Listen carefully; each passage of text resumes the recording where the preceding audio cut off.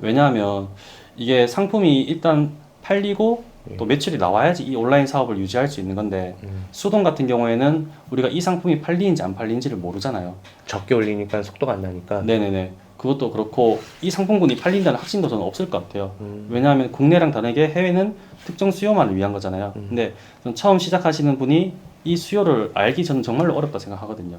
네, 그래서 반자동 대량으로 어떤 상품이 팔리는구나, 그리고 어떤 식으로 사이클을 굴리면 되겠구나, 이걸 먼저 파악하시고 나서 나중에 조금 더 고급화되게 수동으로 몇 개 올리고 광고를 또 돌리고 이런 식으로 매출을 키워갔으면 좋겠는데, 이 세 가지 방법 다 하지만 공통적으로 저는 해야 되는 게 있다고 생각해요.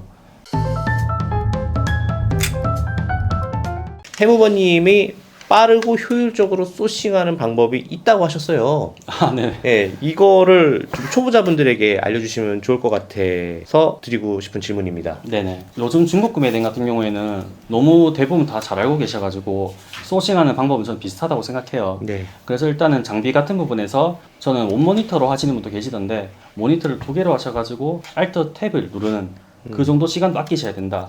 남들이 한 개 소싱할 때 난 두 개 소싱하자, 이런 마인드로 좀 소싱을 하셨으면 좋겠고요. 그리고 한 가지 또 팁을 드리자면, 중국 구매대행 같은 경우에는 팔리던 상품이 계속 팔리거든요. 그래서 제가 팔았던 상품들을 따로 모아두는 겁니다. 그럼 나중에 한 개 사업자를 더 세팅하고 또 이 사업자를 할 때 이 제가 모았던 목록들을 다시 한번 소싱하는 거고요. 이런 식으로 계속 선순환되게 제 리스트만 모으게 되면 더 빠르게 소싱할 수 있고 더 잘할 수 있을 거라 생각합니다. 약간 이런 것 같은데요. 유튜브를 만들고 조회수가 많이 나오면 네. 그 조회수 많이 나온 거를 또 클립으로 만들어서 또 맞죠. 채널을 파갖고 또 만들고, 약간 그런 느낌이랑 좀 비슷한데요. 아, 네, 맞습니다. 네, 엑기스만 뽑아서 상품을 등록하는 방식은 네. 굉장히 다양한데요. 해무버님은 뭐 수동도 있고 반자동도 있고 대량도 있고, 근데 처음에 이제 출신이 대량 출신이시니까 네네. 어떤 식으로 할지 좀 궁금해요. 저는 현재 반자동 방식으로 하고 있는데, 오, 네, 저도 처음에 시작할 때는 대량으로 시작을 했어요. 음, 근데 대량으로 하니까 아무래도 남들이 처음 대량 시작할 때보다 전 이 대량 등록에 대한 단점을 좀 잘 알고 있었어요. 통제할 수 없는 부분이나. 그래서 아, 내가 대량 등록을 할 줄 아니까 그러면 새롭게 반자동 방식을 한번 공부를 해보자. 네, 저는 그 생각에 반자동 방식에 대해서 한번 공부를 해봤고, 현재까지도 반자동 방식으로 상품을 업로드하고 있고, 추가적으로 수동도 한 몇 개씩 저는 업로드하고 있습니다. 이 수동으로 선택받은 애들은 좀 잘 팔리는 애들이거나 뭐 네네. 그런 애들이겠네요. 네, 그리고 검색량도 어느 정도 있고, 뭐 제가 팔렸던 상품이면은 이런 식으로 광고를 좀 태워서 파니까 생각보다 잘 팔리는데, 제가 좀 관리할 요소들이 많아서 따로 뭐 많이 올리고 그러진 않습니다. 자, 그러면 초보자분들은 어떤 방식으로 올리는 게 좋을까요? 이 세 가지 중에. 초보자분들 같은 경우에는 저는 일단 무조건 대량 아니면 반자동으로 시작을 했으면 좋겠어요.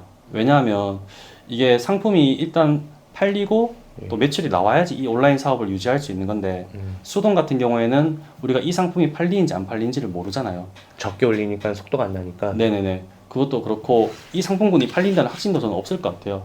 왜냐하면 국내랑 다르게 해외는 특정 수요만을 위한 거잖아요. 근데 전 처음 시작하시는 분이 이 수요를 알기 저는 정말로 어렵다 생각하거든요. 네, 그래서 반자동 대량으로 어떤 상품이 팔리는구나, 그리고 어떤 식으로 사이클을 굴리면 되겠구나, 이걸 먼저 파악하시고 나서 나중에 조금 더 고급화되게 수동으로 몇 개 올리고 광고를 또 돌리고 이런 식으로 매출을 키워갔으면 좋겠는데, 이 세 가지 방법 다 하지만 공통적으로 저는 해야 되는 게 있다고 생각해요. 상품을 이제 프로그램을 통해서 올리든 어떻게 올리든 간에 무조건 상품을 수동으로 올려보면서 어떤 특정 요소가 노출에 좀 중요한 요소구나, 그리고 마켓별로 뭐 상품 글자 수, 뭐 상품 등록 가능 개수, 이 정도는 적어도 파악을 하고 프로그램을 좀 사용하셨으면 좋겠습니다. 제가 왜 이런 이야기를 하는지 알 것 같아요. 왜냐면 초보분들이 처음부터 반자동이나 대량을 쓰게 되면은 어떤 걸 놓치게 되냐면, 프로그램이 세팅해준 값을 그대로 사용하게 되는데 그 세팅 값 자체도 사실 플랫폼의 정책인 경우도 많잖아요. 근데 네네. 그런 것들을 미세하게 디테일하게 조금 조정을 통해서 더 노출과 그런 판매량을 더 놀릴 수 있는데, 그거를 다 플랫폼에게 맡겨버리고 맞아요. 하게 되면은 기초고 초보인데 그런 걸 못 배우고 스킵되는 경우가 있어서, 네네. 나중에 대량을 하다 다시 수동을 하게 되면 다시 처음부터 해야 된다는 느낌이 있어서 아마 네. 그런 말씀 하신 것 같아요. 네, 맞습니다. 안녕하세요. 해모바입니다. 제가 중국 구매대행 상품을 어떻게 소싱하는지 한번 보여드리도록 하겠습니다. 우선 네이버 데이터랩에 들어오시고요. 여기서 쇼핑인 사이트를 클릭해 주세요. 사실 중국 구매 대행 같은 경우에는 상품이 계속 팔리는 상품이 팔리다 보니까 너무 경쟁력에 좀 의존하지 않으셔도 되거든요. 그런데 우리가 상품을 소싱할 때 어떤 특정 상품의 부피가 크거나 아니면 우리가 국내 상품이 없는 거, 그리고 똑같은 상품인데 국내보다 월등히 가격이 저렴한 거, 이런 것만 생각하셔도 충분히 그 상품 소싱할 거 많다고 생각해요. 그래서 어떤 특정 카테고리가 아니고 모든 카테고리 들어가 보면서 그런 수요가 있을 만한 상품을 골라주시면 될 것 같습니다. 카테고리 같은 경우에는 저는 패션이나 화장품 같은 경우에는 안 하는 것 같아요. 그래서 다른 걸 보면은 뭐 생활 건강, 그리고 뭐 정원, 네. 이런 식으로만 검색하셔도 여기 오른쪽에 보시면 인기 검색어라고 키워드들이 나오거든요. 여기서 너무 고민하지 마시고 우리가 어떤 상품들이 팔릴지 한번 고민해 보시고 이거를 네이버에 검색을 해 보시면 좋을 것 같습니다. 네, 그래서 이렇게 수요가 있는 상품군을 우리 소싱할 때 저는 두 가지 방법으로 소싱을 하는데, 여기 왼쪽에 보이시는 타오바오 이 검색 툴로 하셔가지고 이 구매 이력이 있는 상품들을 저는 클릭을 해서 찾아오기도 하고요.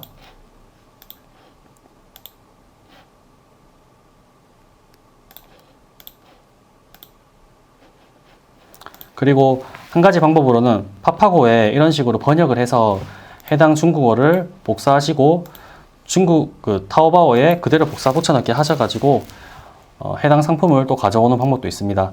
그래서 저 같은 경우에는 지금 100명이나 구매한 해당 상품을 또 가져올 것 같고요. 또 해당 상품도 2명이나 구매했으니까 또 해당 상품도 가져올 것 같습니다. 그럼 저는 비닐하우스라는 상품을 이렇게 주소를 복사하셔가지고 엑셀 타오바오 주소에 붙여넣기 하시고 상품군에는 비닐하우스 이런 식으로 넣어 놓습니다. 그래서 비닐하우스의 상품군을 한 2개에서 3개 정도 가져오시면 좋은데, 아까 전에 제가 또 다른 상품군을 이렇게 소싱했죠. 해당 상품도 주소를 복사하셔가지고 타오바오 주소에 붙여놓고요. 또 해당 배송비가 맞는 것 같이 저희가 약간 감이 있어야 돼요. 좀 이 정도 배송비면 될 것 같다, 이런 식으로 포장비와 무게를 계산하셔가지고 넣으시면 되는데, 첫 번째 상품 같은 경우에는 조금 무게가 큰 것 같아요. 그런데 이 정도의 지금 번역을 안 해서 잘 모르겠지만 뭐 2m, 3m, 4m, 5m 이런 식으로 길이마다 상품 가격이 다른 것 같거든요.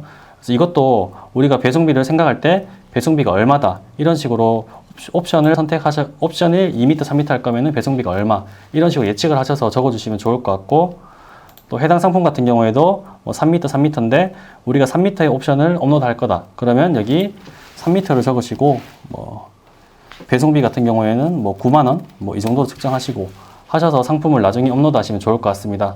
그리고 소싱 같은 경우에 또 해당 상품군을 또 가져오고 싶다면은, 이게 지금 비닐하우스인데 비닐하우스를 중국어로 번역한 그런 느낌이거든요. 그래서 여기 앞 글자를 조금만 복사하셔가지고 타오바오에 붙여넣기 하시면 또 새롭게 비닐하우스 상품군들이 나올 거예요. 그러면 또 이 상품도 해도 되고요. 또 해당 상품도 하셔도 되고요. 그럼 이 2개도 한번 더 해볼게요. 마찬가지로 이렇게 상품이 나오면 해당 주소를 복사해서 붙여놓고 또 추가 배송비 얼마 정도 나올 것 같아, 이거를 하시면 뭐 6만 원 정도로 하면 되겠죠.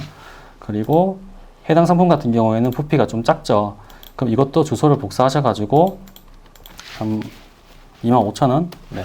이런 식으로 우리가 무게와 포장비의 가격에 맞게 우리의 감에 의존하면서 이 배송비를 적어주시면서 이 타오바오 주소를 가져와 주시면 될 것 같습니다. 그리고 추가적으로 뭐 비닐하우스뿐만 아니고 이동식 화분 받침대 이런 것도 해보셔도 되고, 한번 네이버에 다 검색을 해보는 거예요. 어떤 상품이 팔릴지 모르니까요. 그래서 마찬가지로 네이버에 검색을 하시면 또 해외 직구 눌러보시면 또 리뷰가 나와 있을 수 있거든요. 네, 이런 식으로 해당 상품도 우리가 해외 구매 대행으로 팔 수 있는 상품이다. 왜냐면 이렇게 독특한 디자인이 있기 때문에 이건 팔리는 것 같거든요. 이것도 마찬가지로 타오바오 툴로 상품 검색을 하시거나 이렇게 안 나오게 된다면은 우리가 모바일 어플로도 사진 검색하는 기능이 있어요. 모바일 어플로도 사진 검색 기능을 통해서 상품을 장바구니에 담고 또 우리 타오바오 사이트에 들어가셔가지고 소싱을 하셔도 되고요. 또 이것도 마찬가지로 파파고에 뭐 원목 화분 받침대 이런 식으로 검색하시고 타오바오에 붙여넣기 하시면 이런 식으로 상품들이 나오죠. 그럼 이것도 마찬가지로 이렇게 링크를 가져올게요. 2개 정도. 그러면 화분 받침대 하고 해당 상품 같은 경우에도 복사해서 붙여놓고 뭐 8,000원 정도 하고, 또 해당 상품 같은 경우에도 복사해서 뭐 8,000원 정도. 네, 이렇게 하시면 좋을 것 같아요. 사실 제가 이렇게 소싱 속도를 조금 촬영임에도 불구하고 빨리 하는 이유가 여러분도 이 정도 속도는 하셔야 된다는 거예요. 실제로 할 때는 저는 이거보다 더 빨리 하거든요. 그래서 너무 상품 한 개 한 개 의미를 두지 말고 빠르게 상품을 가져와서 어떤 상품이 팔린다, 이거를 처음에는 좀 익숙하게 하시는 게 중요한 것 같아요. 그럼 나중에 되면은 우리가 팔리는 상품군이 어떤 건지 알게 되고, 또 이 상품들만 소싱하고 이 비슷한 상품들 소싱하고, 그런 식으로 조금씩 감을 키워 가셨으면 좋겠습니다. 자, 가구를 그래도 잘 하시는 또 가구 전문가. 예. 또 상품 포장 이런 거 여러 번 해보셨을 것 같아요. 네네. 뭐 보완도 많이 하시고, 뭐 아까 1단계, 2단계, 3단계, 뭐 4단계까지 이렇게 말씀해 주셨는데, 어떤 점들을 보완해 나가시면서 아까 그 상품 포장 단계도 있었지만은 네.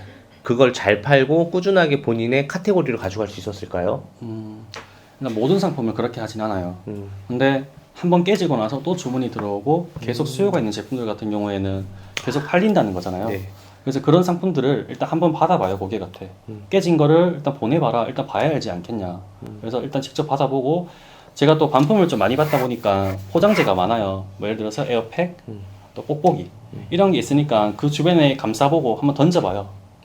어떤 식으로 파손이 될까. 실천주의. 예. 그리고 나무 포장 같은 경우에도 오거든요. 근데 나무 포장이 왜 파손되냐면은 이게 흔들려요, 안에서. 상품이 고정되지 않고 흔들리다 보니까 그 안에서 깨지는 거거든요. 그래서 그런 거를 보완할 수 있으면 어떻게 해야 될까, 이걸 좀 고민 많이 했어요. 해무버님 찐이네.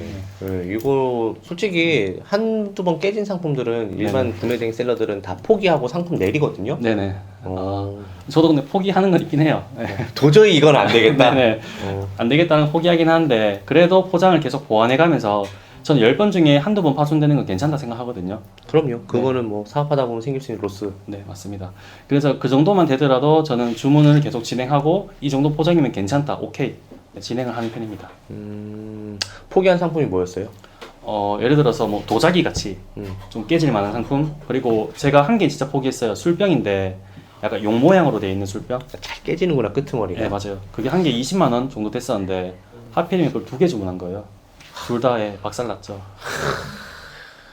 이게 고객 결제 금액이 40만 원인 거예요? 아니면 본인이 사는 게 40만 원인 거예요? 제가 산 건 한 20만 원 정도. 네. 야, 수익률 100%. 수익률 100% 상품을 날리기 네. 너무 마음이. 아까웠죠. 네. 그러시군요.